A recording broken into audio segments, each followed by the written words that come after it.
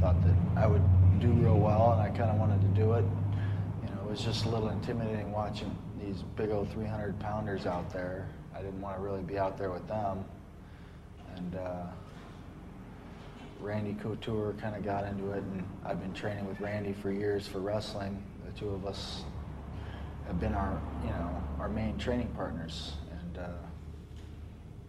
he started to get into it, and they called me up and said there was an event in Brazil. If I wanted to fight, I had to cut a little bit of weight to make 80 kilos, 176. So I went ahead and did that, and it was fun. I'm glad I did. And what happened? Okay, a lot of times when you control the head, you get the guy in the front headlock. There's a lot of opportunities to strike, mainly with your knees. A couple elbow strikes, if the guy pulls out, that's a great opportunity to elbow strike. But most of the time when you're controlling the guy's head, those are great opportunities to knee. A lot of wrestlers utilize this in their fights. And again, that opens up a lot of different avenues for submissions. Okay, so once you get the guy in the front headlock here, you're controlling them. I like to control one hand on the chin, like I stressed earlier. Okay, when I put my hand here, I'm usually not cupping it. Okay, I'm trying to just stretch his head out. Okay, I'm going to push down like this, stretch his neck out. Okay, and I'll do that until I get my lock. Okay, once I get my lock, I'm going for a choke. Okay, but if I'm here, just controlling here, stretching his head out, okay, whether I'm just here or if I get my hands locked, it's a great opportunity to throw some strikes. Okay, right here, boom, go one side or the other. Okay, if the guy's blocking you with his legs, okay, that's what opens up your submission. Okay, if he's blocking your knees with his elbows in, okay, just reach across, choke him out. Okay, you got your strikes, he blocks you, start working for your submission. Okay, if I just want to go behind, great opportunity. Okay, I might drag him all the way down to the mat. Okay, now his hands are on the mat. Okay, usually that opens up the top of his head a little bit more for strikes. Okay, he's got to go down to his elbows to block this. Okay, but even then you could sneak some in. Those are real, if his hands are right on his head, he's feeling the blunt of your knees. Okay, those are real tough. And again, go right to your submission from there. I can take his back real easy from here. Okay, I can, since this is open. Okay, let's stand up, choke him. All these techniques that I showed, okay, if you're having trouble doing them in an actual fight, usually in practice you're not kneeing the heck out of the guy, but you can simulate them. Okay, get the guy to react a little bit, whatever he does. Okay, I'm going to go to my submission, take his back. So make sure you guys are aware, especially in your training, when the strikes are there. Okay, don't just go through the motions of doing just the techniques. Okay, if you're training for fights that allow strikes, okay, make sure you guys are aware of where your knees come in handy, okay? Bring the guy down, knee him here. If I get my hands locked, okay, nice knee to the ribs, okay, right to the kidney, okay, knee in different places. Block here, knee here. Come back out front, control. Okay. So. グレコでオリンピックに出場しています。10位だったそうです。それから全米のグレコローマンの選手権のチャンピオン、世界選手権でも2位になっています。これは素晴らしい成績。ノ野毛が引き込まれてましたね。一方、下になっている白のコスチュームはブラジリアン柔術選手権。3連覇しています、ノゲイラ。全米での柔術大会の1回戦はリングス・グルジア、オクテル・バクーリを KO で撃破。Okay, another situation, if you guys aren't comfortable with controlling the arm, locking the arm up in there, trying to get a choke, works just as well, or sometimes it's better to go without the arm. When you get the guy's head down here, it's great to control with the arm.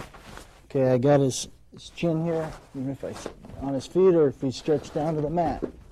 Okay, I'll just reach in.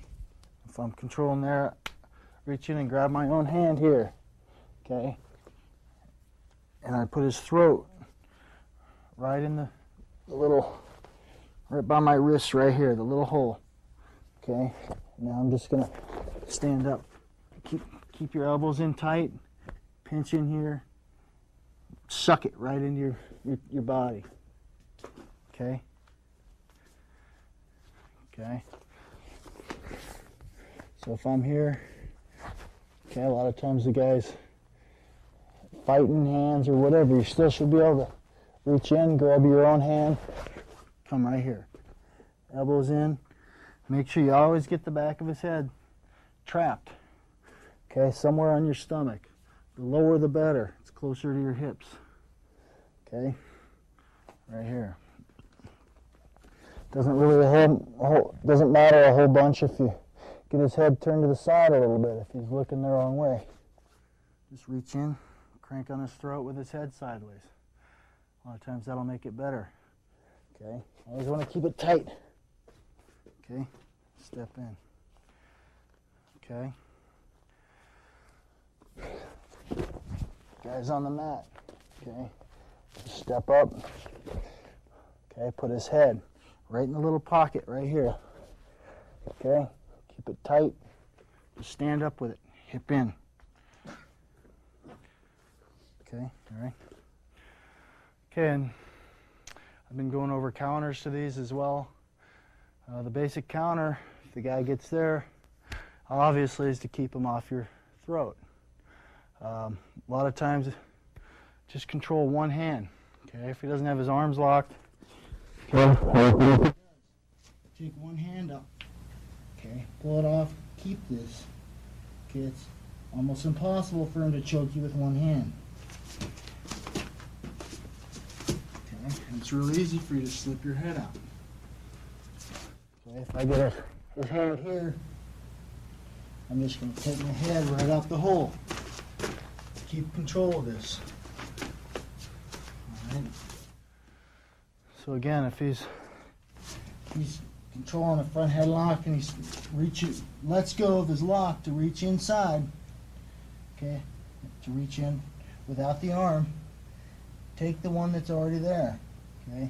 If he's there, I'm blocking here and he goes to reach, straighten this out, straighten my arms, okay. As I do this, it'll also block from getting kneed, okay. Pull your head out. All right. So that's just a real simple counter to that. Most of the time on this, if you can get his hand unlocked, straighten that out. Should be real easy to get out. Okay, it only gets tough if he gets his hands locked. That's when you got to start fighting and just get a little bit of space. Okay, the next one I'm going to show is when you guys, if I get the guy on his back, side mount, okay, almost always, spin around, okay, almost always I'm controlling the chin, okay, at least when I first get him there, okay, especially if I came off a front headlock, control the chin. A lot of people are just keep their hands flat, trying to choke from here. Okay, the guy's able to turn in and out a little bit. Okay, if I keep this chin, I got a little bit better handle. Okay, when I want to crank up on the neck, sit, take your elbow, okay, force it right back into your own ribs. Take his head, squish it into your ribs. Okay? Should put a lot of pressure on his neck. Okay? Just like this. Turn his head sideways. Okay? At least it'll make it real uncomfortable for him here. You can work into something else. You got him nice and controlled. Okay? And on the other side of that, most guys are they're unfamiliar with somebody hanging on to their chin. A lot of wrestlers, they go right to the chin, they hang on to it.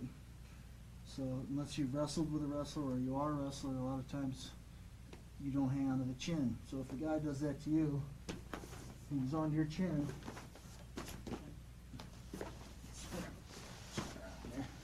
The guy hangs onto your chin.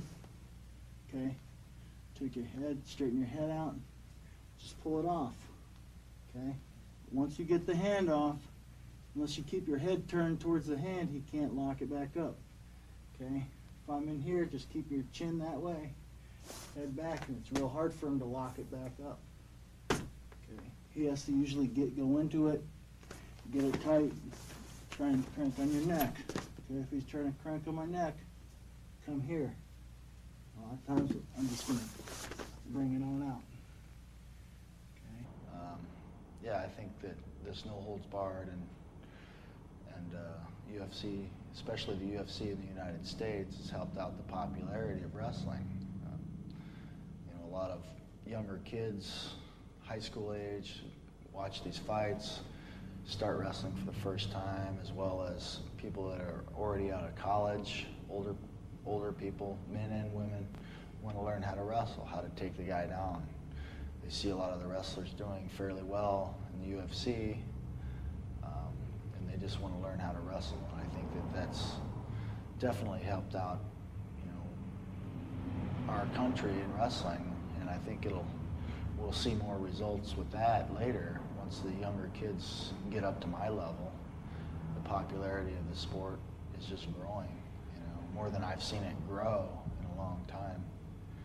We've always had a fairly big number of wrestlers in the United States. It's just that there's no money in it, for one, so it's hard to maintain your training schedule once you get up to my level, unless you have some type of other income. And that's one of the reasons why I'm doing these fights right now. I'm still competing full-time wrestling. My goals are in wrestling, but I just can't support myself unless I do some of these fights, unless I have outside sponsorship. So this is one avenue for me to kind of keep up with my wrestling. It allows me to train full-time instead of having to get a job, train half-time. And I don't like to do things like that half-ass, so to speak. I'm going to go over, some people call it the clinch position, when you're getting in tight, when you're on your feet, controlling an underhook, and just how to control the guy from blocking strikes, takedowns from there. There's a whole mess of things you can do from there, but the biggest thing is controlling the guy, feel more comfortable when you're on your feet. If you're getting the clinch position, a lot of people just feel uncomfortable. They just fall back to their back, and it's a lot better if you take the guy down and you're in that dominant position on his, on the mat, okay? You got to be able to control a little bit better on your feet to do that. Being a wrestler, I feel real comfortable on my feet because that's probably 75% of what we do. We're on our feet. And being a Greco-Roman wrestler, we're clinched all the time.